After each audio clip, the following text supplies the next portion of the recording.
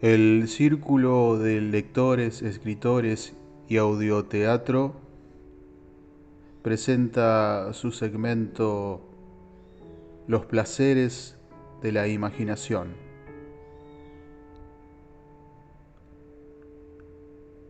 En él compartiremos cada día un poema o un cuento. La estatua de sal es el título del cuento de hoy y pertenece a Leopoldo Lugones.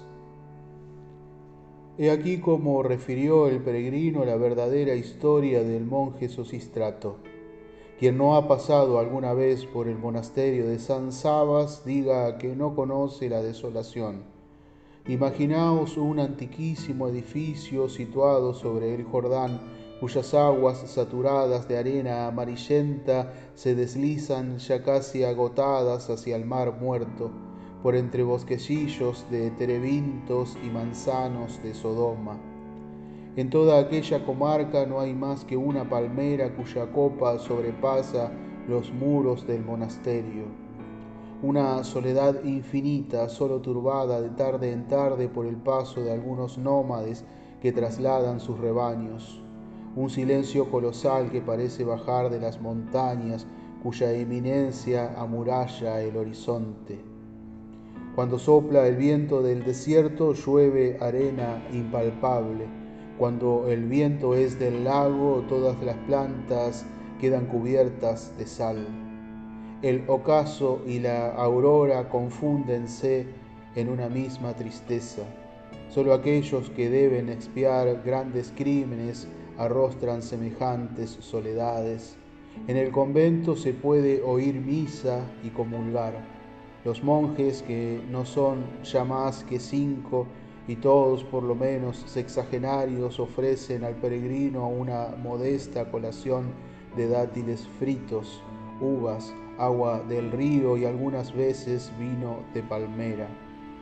Jamás salen del monasterio, aunque las tribus vecinas los respetan porque son buenos médicos. Cuando muere alguno lo sepultan en las cuevas que hay debajo a la orilla del río entre las rocas. En esas cuevas anidan ahora parejas de palomas azules, amigas del convento. Antes, hace ya muchos años, habitaron en ellas los primeros anacoretas, uno de los cuales fue el monje Sosistrato, cuya historia he prometido contaros. Ayúdeme Nuestra Señora del Carmelo y vosotros escuchad con atención. Lo que vais a oír me lo refirió palabra por palabra el hermano Porfirio, que ahora está sepultado en una de las cuevas de San Sabas, donde acabó su santa vida a los 80 años en la virtud y la penitencia. Dios lo haya acogido en su gloria. Amén. Sosistrato era un monje armenio que había resuelto pasar su vida en la soledad con varios jóvenes compañeros suyos de vida mundana, recién convertidos a la religión del crucificado. Pertenecía pues a la fuerte raza de los estilitas. Después de largo vagar por el desierto, encontraron un día las cavernas de que os he hablado y se instalaron en ellas. El agua del Jordán, los frutos de una pequeña hortaliza que cultivaban en común, bastaban para llenar sus necesidades. Pasaban los días orando y meditando. De aquellas grutas surgían columnas de plegarias que contenían con su esfuerzo la vacilante bóveda de los cielos próxima a desplomarse sobre los pecados del mundo. El sacrificio de aquellos desterrados que ofrecían diariamente la maceración de sus carnes y la pena de sus ayunos a la justa ira de Dios para aplacarla, evitaron muchas pestes, guerras y terremotos. Esto no lo saben los impíos, que ríen con ligereza de las penitencias de los cenobitas, y sin embargo los sacrificios y las oraciones de los justos son los clavos del techo del universo. Al cabo de 30 años de austeridad y silencio, Sosistrato y sus compañeros habían alcanzado la santidad. El demonio vencido aullaba de impotencia bajo el pie de los santos monjes. Estos fueron acabando sus vidas uno tras otro hasta que al fin Sosístrato se quedó solo.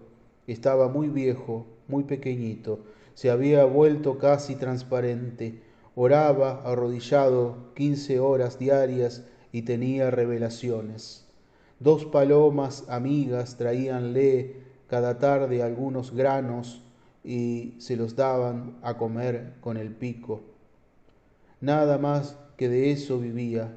En cambio, olía bien como un jazminero por la tarde. Cada año, el viernes doloroso, encontraba al despertar en la cabecera de su lecho de ramas una copa de oro llena de vino y un pan con cuyas especies comulgaba, absteniéndose en éxtasis inefables. Jamás se le ocurrió pensar de dónde vendría aquello, pues bien sabía que el Señor Jesús puede hacerlo. Y aguardando con unción perfecta el día de su ascensión a la bienaventuranza, continuaba soportando sus años. Desde hacía más de 50, ningún caminante había pasado por allí. Pero una mañana, mientras el monje rezaba con sus palomas, éstas, asustadas, de pronto echaron a volar abandonándolo. Un peregrino acababa de llegar a la entrada de la caverna. Sosístrato, después de saludarlo con santas palabras, lo invitó a reposar, indicándole un cántaro de agua fresca.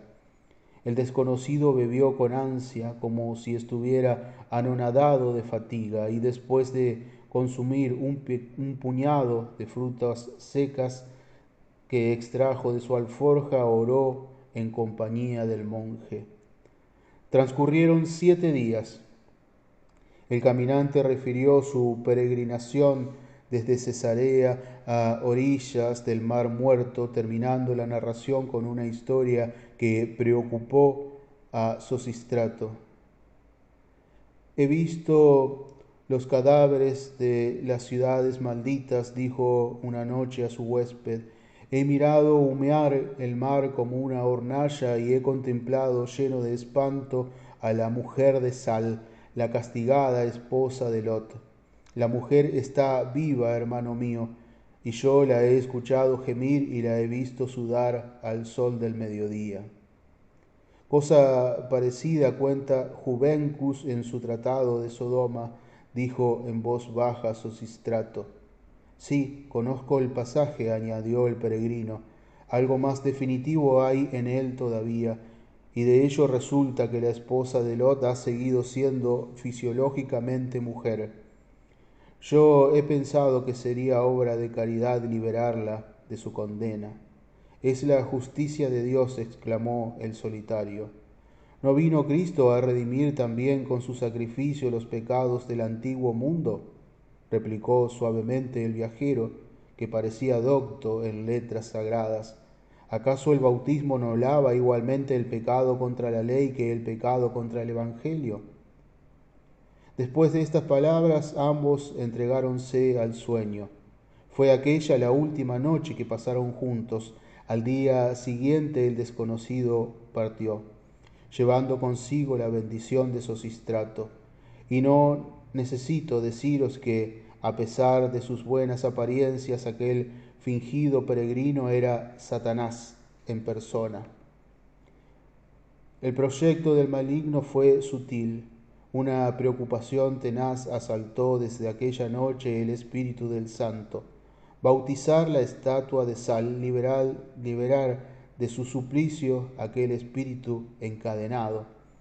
La caridad lo exigía, la razón argumentaba. En estas luchas transcurrieron meses hasta que por fin el monje tuvo una visión. Un ángel se le apareció en sueños y le ordenó ejecutar el acto. Sosístrato oró y ayunó 3 días, y en la mañana del cuarto, apoyándose en su bordón de acacia, tomó, costeando el Jordán, la senda del Mar Muerto. La jornada no era larga, pero sus piernas cansadas apenas podían sostenerlo. Así marchó durante 2 días. Los fieles palomas continuaban alimentándolo como de ordinario, y él rezaba mucho, profundamente, pues aquella resolución afligíalo en extremo. Por fin, cuando sus pies iban a faltarle, las montañas se abrieron y el lago apareció. Los esqueletos de las ciudades destruidas iban poco a poco desvaneciéndose. Algunas piedras quemadas era todo lo que restaba ya. Trozos de arco, hileras de adobes carcomidos por la sal y cimentados de betún. El monje reparó apenas en semejantes restos que procuró evitar a fin de que sus pies no se manchasen a su contacto. De repente todo su viejo cuerpo tembló. Acababa de advertir hacia el sur, fuera ya de los escombros, en un recodo de las montañas, desde el cual apenas se los percibía la silueta de la estatua.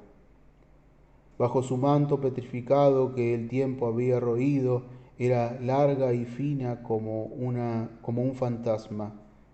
El sol brillaba con límpida incandescencia, calcinando las rocas, haciendo espejar la capa salobre que cubría las hojas de los terebintos.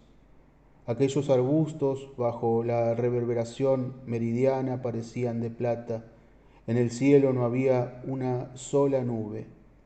Las aguas amargas dormían en su característica inmovilidad.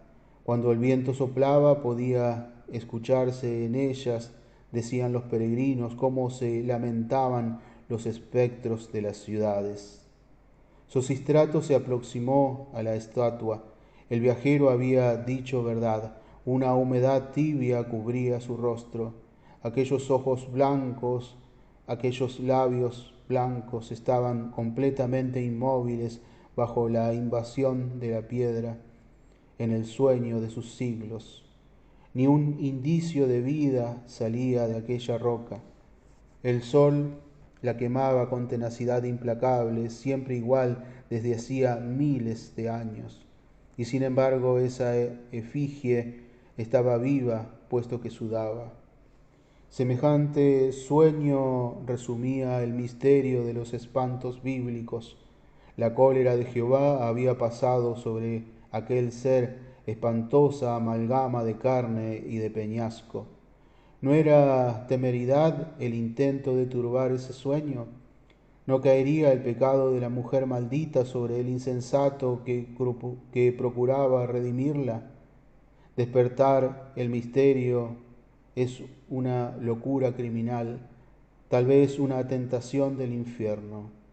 Sosístrato, lleno de congoja, se arrodilló a orar en la sombra de un bosquecillo. ¿Cómo se verificó el acto? No os lo voy a decir. Sabed únicamente que cuando el agua sacramental cayó sobre la estatua, la sal se disolvió lentamente y a los ojos del solitario apareció una mujer, vieja como la eternidad, revuelta en andrajos terribles de una lividez de ceniza, flaca y temblorosa, llena de siglos. El monje que había visto al demonio sin miedo sintió el pavor de aquella aparición. Era el pueblo réprobo que se levantaba en ella. Esos ojos vieron la combustión de los azufres llovidos por la cólera divina sobre la ignominia de las ciudades. Esos andrajos estaban tejidos con el pelo de los camellos de Lot. Esos pies hollaron las cenizas del incendio del Eterno, y la espantosa mujer le habló con su voz antigua. Ya no recordaba nada, solo una vaga visión del incendio, una sensación tenebrosa despertada a la vista de aquel mar. Su alma estaba vestida de confusión, había dormido mucho, un sueño negro como el sepulcro. Sufría sin saber por qué en aquella sumersión de pesadillas. Ese monje acababa de salvarla, lo sentía. Era lo único claro en su visión reciente. Y el mar, el incendio, la catástrofe, las ciudades ardidas, todo aquello se desvanecía en una clara visión de muerte. Iba a morir, estaba salvada, pues, y era el monje quien la había salvado. Sosistrato temblaba, formidable, una llama roja incendiaba sus pupilas, el pasado acababa de desvanecerse en él como si el viento de fuego hubiera barrido su alma, y sólo este convencimiento ocupaba su conciencia. La mujer de Lot estaba allí, el sol descendía hacia las montañas, púrpuras de incendio manchaban el horizonte. Los días trágicos revivían en aquel aparato de llamaradas. Era como una resurrección del castigo, reflejándose por segunda vez sobre las aguas del lago amargo. Sosistrato acababa de retroceder en los siglos, recordaba. Había sido actor en la catástrofe y esa mujer le era conocida. Entonces una ansia espantosa le quemó las carnes, su lengua habló dirigiéndose a la espectral resucitada.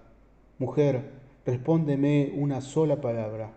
Habla, pregunta. ¿Responderás? Sí, habla, me has salvado. Los ojos del anacoreta brillaron como si en ellos se concentrase el resplandor que incendiaba las montañas. Mujer, dime qué viste cuando tu rostro se volvió para mirar.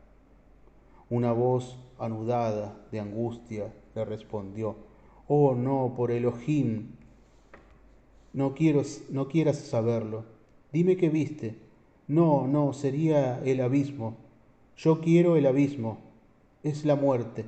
Dime qué viste. No puedo, no quiero. Yo te he salvado. No, no. El sol acababa de ponerse. Habla. La mujer se aproximó. Su voz parecía cubierta de polvo. Se apagaba, se crepusculizaba, agonizando. Por las cenizas de tus padres. Habla. Entonces aquel espectro aproximó su boca al oído del cenobita y dijo una palabra. Y Sosistrato, fulminado, anonadado, sin arrojar un grito, cayó muerto. Roguemos a Dios por su alma.